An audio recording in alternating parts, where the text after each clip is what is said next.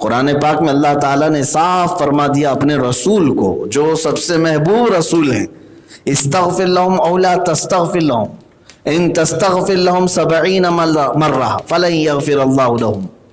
اللہ فرماتا ہے اے رسول آپ ان کے لیے بخشش کی دعا کریں یا نہ کریں، اے رسول اگر آپ ان کے لیے 70 بار بھی بخشش کی دعا کریں اللہ ہرگز نہیں معاف کرے گا۔ کس کو کہہ رہے ہیں رب تعالیٰ؟ رسول کو۔ رسول پاک صلی اللہ تعالیٰ علیہ وسلم کو حکم ہو گیا کہ آپ 70 بار بھی ان کی بخشش کی دعا کریں گے تب بھی اللہ انہیں معاف نہیں کرے گا۔ یہ شرک اتنا بڑا گناہ ہے، کفر اتنا بڑا گناہ ہے۔ اب اس کے علاوہ جو کچھ بھی ہے وہ اللہ جسے جب چاہے معاف فرمائے، وہ رحمان ہے، رحیم ہے، بڑے بڑے گناہ معاف کیے جائیں گے، لیکن یہ فضل الہی پر ہے۔ یہ سوچ کر کے بڑے بڑے گناہوں میں آدمی چلا نہ جائے کہ اللہ معاف کرنے والا ہے، لیکن ایک بات یاد رکھ لیں، جو آدمی گناہوں پر جری ہو جاتا ہے یہ سوچ کر کہ جب بڑے بڑے گناہ معاف کرتا ہے تو کر لیتے ہیں، چلو کر لیتے ہیں، لیکن میرے عزیز جب گناہوں پر کوئی جری ہو جاتا ہے تو مرنے سے پہلے وہ بھی کافر ہو جاتا ہے، پھر اس کی کہاں بخشش رہے گی؟ کبھی کبھار ایسا ہو سکتا ہے کہ مرنے سے پہلے اس کا ایمان سلب کر لیا جائے، ختم کر دیا جائے، تو پھر کیا ہوگا؟ کوئی بخشش نہیں، کوئی سفارش نہیں۔ اسی لیے ڈرتے رہو۔ ہاں انجانے میں ہو گئے، چھوڑنا چاہتا تھا پھر ہو گیا گناہ، ایسے گناہوں کو اللہ تعالیٰ درگزر ضرور فرمائے گا۔ اب آگے چلتے ہیں۔ اس آیت کے متعلق میں نے پچھلی تفسیر میں بھی عرض کیا تھا، مغفرت جو ہے معاف کرنے کو کہتے ہیں۔ اب مغفرت جب اللہ فرمائے گا، ایک ہے دیکھیں معاف کر دینا، ایک ہے سوال کر کے پھر معاف کرنا۔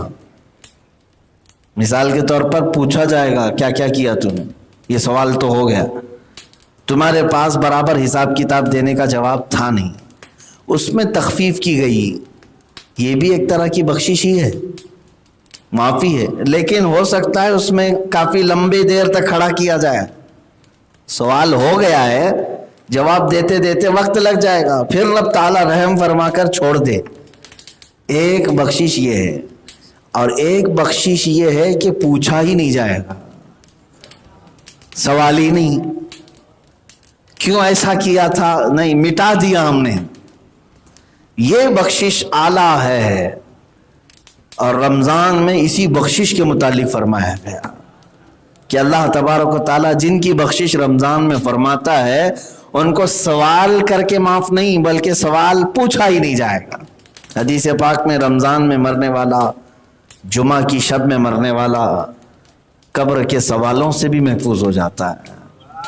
سوال تو سب کو کیے جائیں گے نا، لیکن حدیث پاک میں ہے حضور صلی اللہ تعالیٰ علیہ وسلم نے ان کے لیے تخفیف فرمائی کہ وہ قبر کے سوالات سے بھی بچ جاتا ہے، پوچھا بھی نہیں جائے گا۔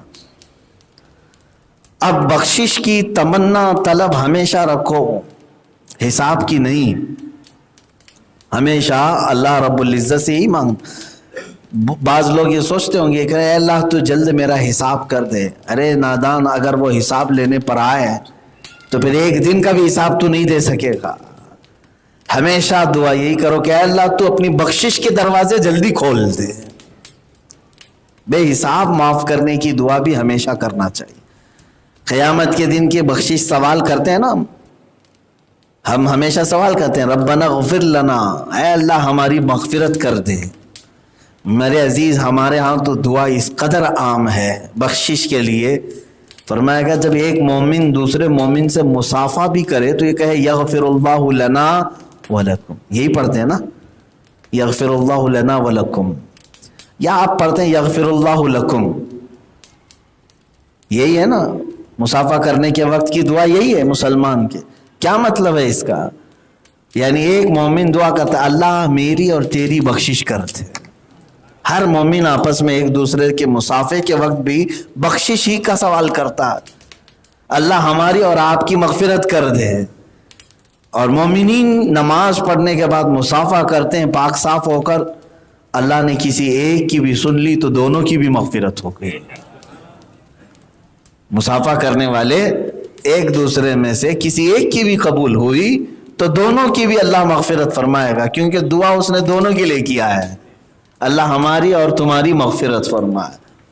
تو مغفرت کا سوال ہر جگہ ہمارے لیے کہا، شروع سے لے کر آخر تک اللہ رب العزت سے مغفرت ہی طلب کرتے رہو، اس لیے کہ قیامت کے دن تمہیں اندازہ ہوگا بخشش کہتے کسے ہیں، مغفرت کہتے کسے ہیں۔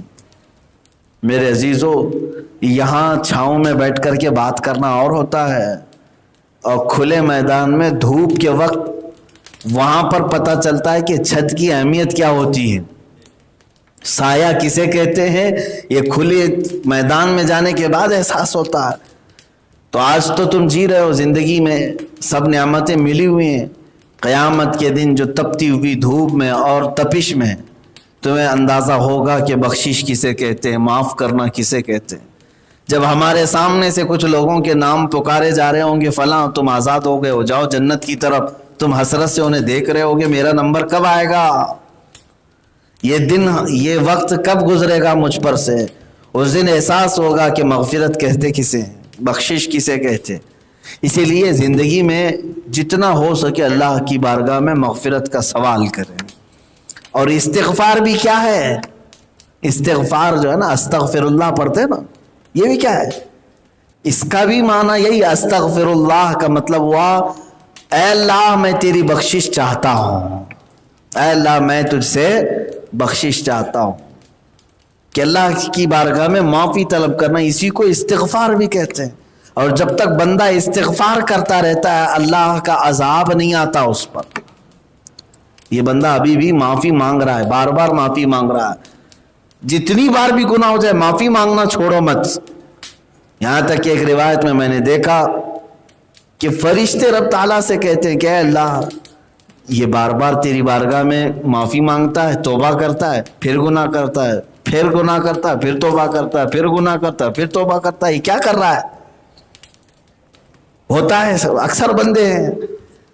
تو رب تبارک و تعالیٰ کیا فرماتا ہے فرشتوں سے، اے فرشتوں وہ بار بار اس لیے توبہ کرتا ہے کہ مجھے وہ رحمان سمجھتا ہے، اسے یقین ہے کہ ہر بار میرا مولا مجھے معاف کرے گا، اسی لیے تو بار بار وہ میرے پاس آتا ہے توبہ کرنے کے لیے۔